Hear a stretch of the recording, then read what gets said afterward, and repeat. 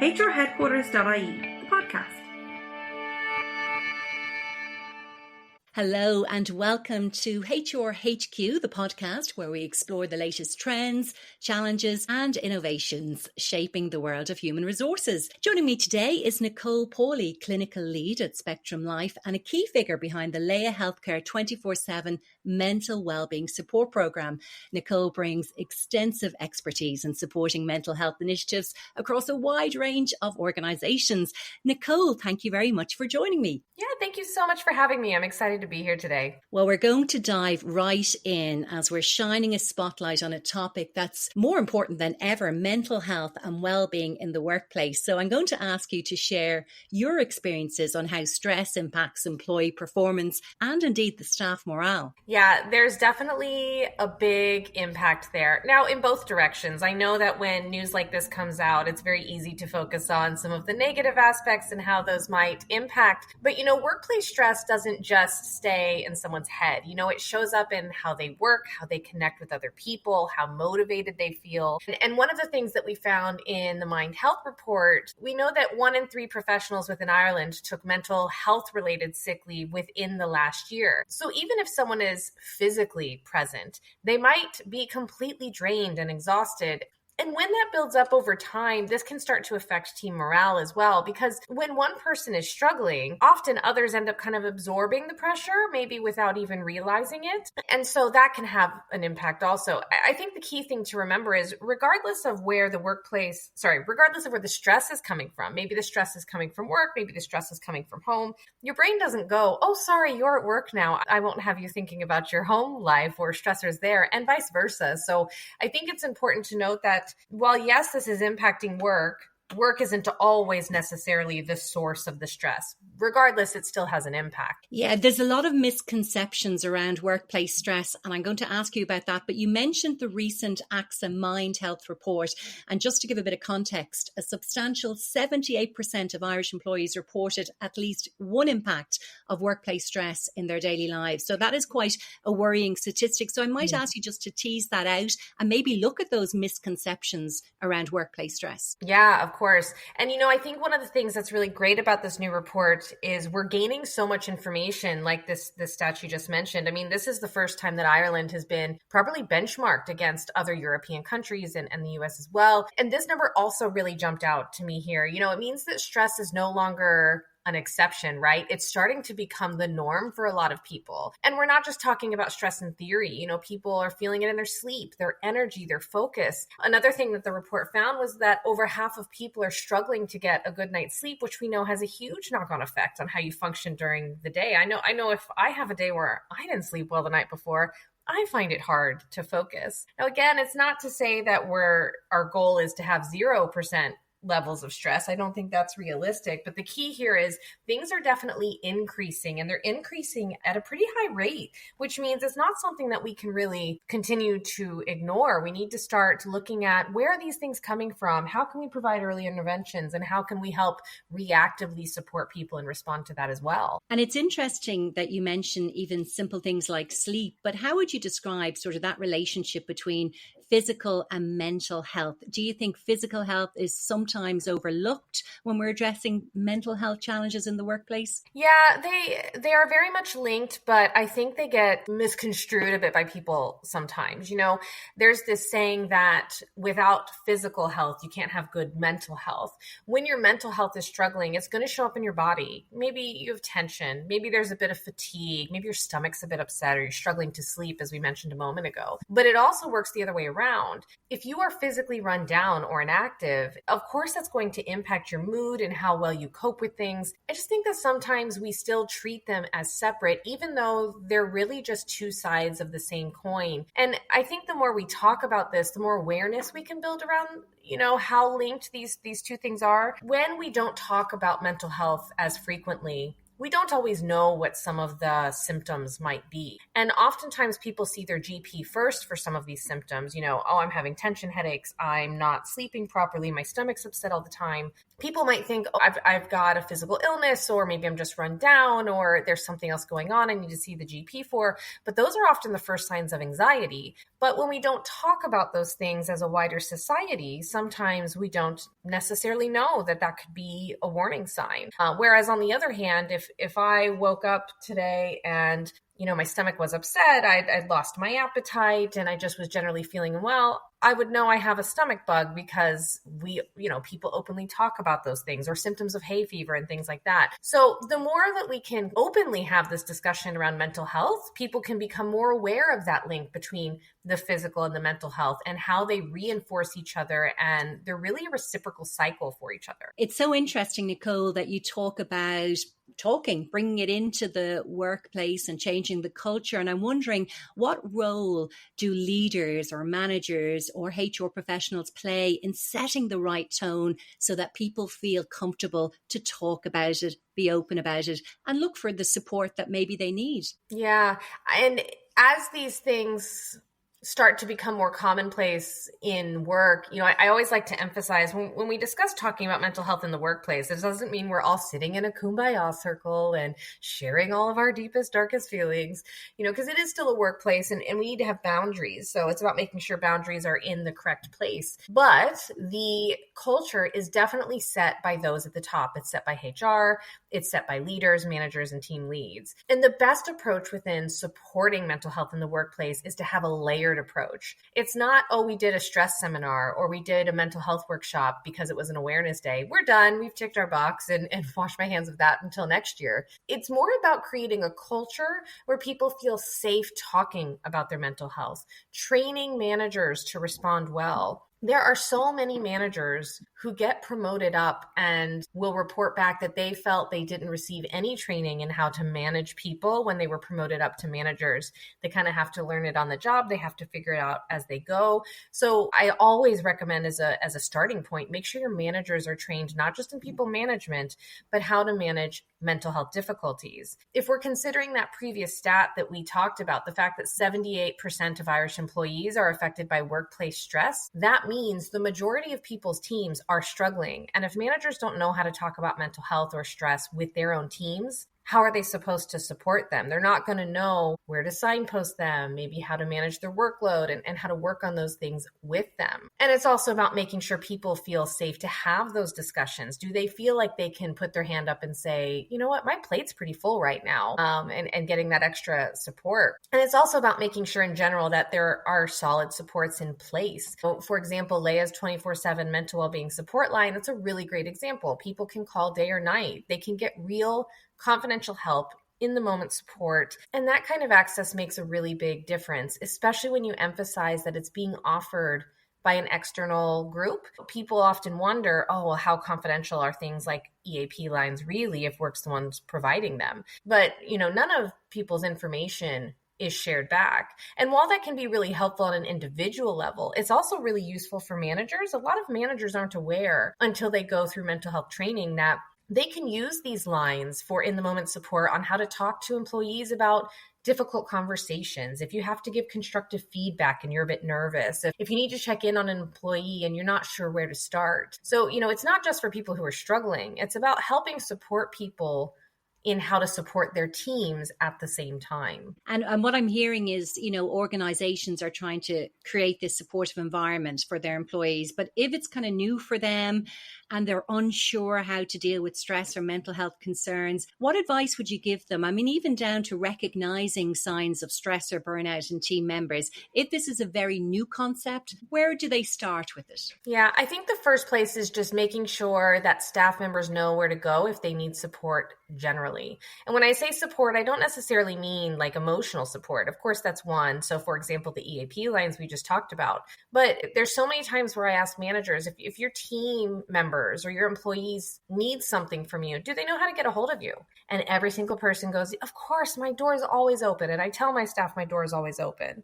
But then I ask, well, how do they know that? Like if they message you on, Messenger, or is like, Teams or whatever you use in your organization, do they get a response right away? If they say that they need some time to talk to you, are you so busy that you're saying, look, unfortunately, I'm back to back in meetings. Can we talk in a few days? As much as we want to be providing support to people, you need to be able to walk the walk. So setting the time aside, no matter how busy you are, to make sure that staff have the resources they need to do their job, having regular one-to-ones with people, asking not just for status updates on projects, but how is your job going? What are barriers to getting your job completed? What's going well? And asking for that actual input. Because sometimes, like I've been at some organizations where they don't even schedule regular one-to-ones with their staff. They just do status updates and then everyone moves on, which means that they never actually find out what are some of the barriers for people within work. And when people realize that they can come with work-related problems, that slowly starts to open up the door to if they're struggling with other things as well. And it's interesting. I'm wondering, are there any warning signs that a company's culture might be actually contributing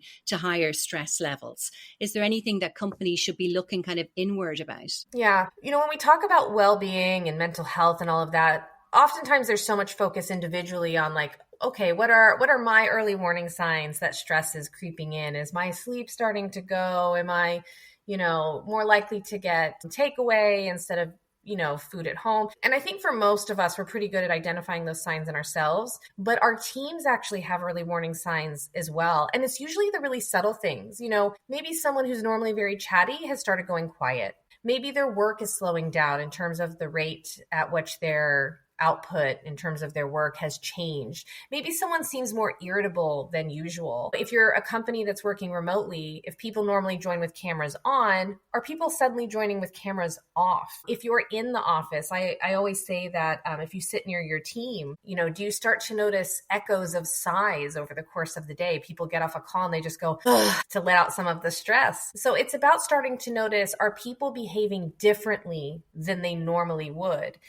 And I emphasize what's normal for each person, because there's always going to be some people who are more chatty than others, some people who are more quiet. People work at different speeds. But when you notice a change in how they're engaging, that's when you can start to spot those early signs of stress before it reaches the stage of burnout. And, the Mind Health Report shows that burnout, it's growing, and especially among younger staff. So I always suggest paying attention to changes in energy, tone, or how someone shows up in their meetings, because it can tell you about more than just their actual workload. And you mentioned so many important things there. Like what really is staying with me, Nicole, is how important it is to create a culture where peer support in the workplace around stress and mental health strategies. So people noticing, somebody's a little bit quiet or the video is turned off, and just being able to have those conversations around peer support, because often it's our peers, maybe not the HR professional that we go to first. So creating that culture, I think, is so important. And, it's important to have that culture in the workplace, because we spend so much of our time there, even for people who are working fully remote. Like, it's still such a large portion of your day. And if you're surrounded by a culture that you don't feel is supportive, is not open to feedback and ideas, and you don't have that same collaboration and cooperation, well, of course, it's going to affect how you're feeling during the day. Why wouldn't it? And so you do see people are more looking towards what our company is offering in terms of mental health supports. What are they offering in terms of culture? And now I will say, because I feel like sometimes with these reports, it sounds a bit doom and gloom. One of the nice things is that Ireland was actually one of the top countries in terms of people having mental health policies, which is amazing. It means workplaces are listening. They're trying to take those steps towards making that change. But the problem is that employees still just aren't sure where to go. So I think where this gap is for a lot of places is they're starting to put things in place, but how can they communicate that better to their wider teams so that they can start to implement changes that really affect that culture on the ground level? Absolutely. And you mentioned hybrid and then remote work. And obviously that's becoming just very commonplace now. Have new mental health challenges emerged because of this? And how do you address that? Yeah, one thing that we've seen, especially with younger people when joining hybrid or remote, they are struggling to settle in a bit more. If you think about, I reflect back on when I first joined the workforce, so much of what I learned about how you engage within a company or an organization, I learned by watching other people. How do they engage and respond to other people? How do they handle certain difficulties when they come up? And if they are fully remote or they're not in the office as frequently, especially not as frequently as maybe some of the more senior staff, it just takes them longer to kind of learn some of those things and integrate that bit more. And it's not to say that the answer needs to be always in the office, but I think it's about acknowledging that sometimes certain groups like younger adults, they need that little bit more hand-holding because they're not getting those same introductions to the workplace that, say, we would have gotten when we first joined the workplace. So I think they need quite a bit more support than maybe people who are more kind of settled within their career. One interesting finding over the last couple of years is, historically when they recorded happiness levels across, different countries, what they found was that happiness was pretty high as a young adult.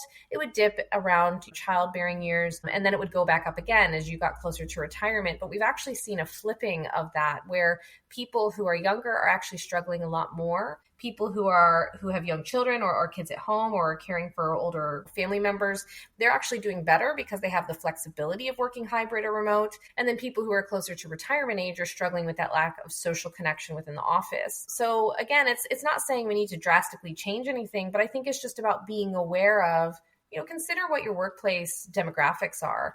If you have a lot of young people in the office, they probably need a bit more hand-holding as they get used to entering the workforce. If you have people who are more middle-aged and have kids at home, they would probably value things like remote working a bit more. So it's about matching the needs of your workforce and how you can personalize things towards them. And I hear that you've, many years of experience. And I'm wondering, as you reflect on your experience, are there any success stories where mental health initiatives made a measurable difference in an organization that you want to share? Yeah, it's interesting. I was working with a group a few years ago that did manufacturing, and this was around the time of back in the pandemic days when we still had social distancing and things like that. And, obviously they didn't have the ability to go remote because it was a manufacturing factory. And so what they found was people were really struggling with their mental health because they couldn't engage socially in the same way. Like it used to be that the canteen, it would be so loud and full of life as people engaged, but it just wasn't there in quite the same way because of social distancing, and people had to schedule their lunch and stay away from each other. And in fairness, it was also in a smaller community, so everyone kind of knew each other and had lost their social support network almost overnight. So they found that people were struggling, but they weren't engaging with the EAP services. And, the average age range of this manufacturing group was over the age of 40. So from middle adulthood, kind of getting into older adulthood. And, we worked with the HR teams about, okay, we've kind of had a look at what's going on. And it's not that necessarily supports aren't there, but people aren't engaging with the EAP service. How can social events resume even if they're not sitting in a canteen like they used to before? How can you become more creative about how people can engage with each other? And one of the important things they did was they actually surveyed their staff.